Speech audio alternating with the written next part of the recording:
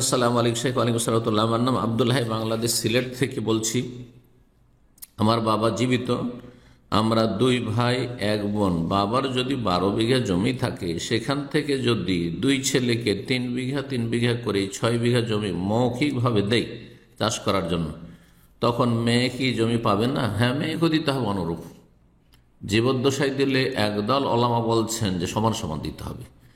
এটি হচ্ছে আতিয়া, মানে ছেলে মেয়েদেরকে দেওয়া হয় এমনি, বা হেবা। তাহলে এই ক্ষেত্রে সমান করে দিলাম আহমদ রাহিমাহুল্লাহর কাছে। কিন্তু অধিকাংশ ওলামারা বলছেন যে এইখানেও ছেলে আর মেয়ের ক্ষেত্রে যে মিরাসের বিধান, ফারায়েজের বিধান রয়েছে, লিযাকারি মিসলু হাজ্জিল উনসায়াইন, ছেলে সন্তান দ্বিগুণ পাবে মেয়ের তুলনায়। তাহলে যদি দুই ছেলেকে 3 বিঘা 3 বিঘা, মানে এক এক ছেলেকে 3 বিঘা দিয়ে থাকেন, তাহলে সে মেয়েকে কমপক্ষে 1.5 বিঘা দিতে হবে। শাইখ ইবনে বাজ রাহিমাহুল্লাহ বলছেন যে এটাই বেশি উত্তম।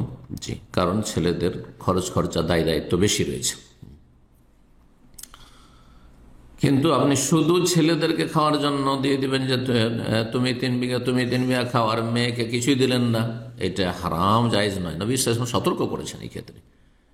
ইত্তাকুল্লাহ, আল্লাহকে ভয় করো তোমরা।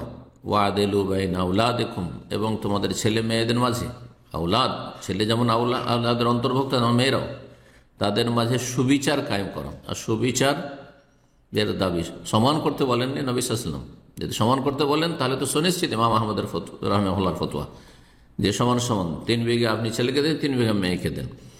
কিন্তু সুবিচার করতে বলা হয়েছে। সুবিচারের দাবি হচ্ছে যে কোরআনে কারিমে যেভাবে ফারায়েজের বন্টন সুবিচার, সেটা সুবিচার, কারণ ছেলেদের দায়ী দায়িত্ব বেশি মেয়েদের তুলনায়, সুতরাং মেয়েকে কমপক্ষে 1.5 বিঘা দিতে হবে।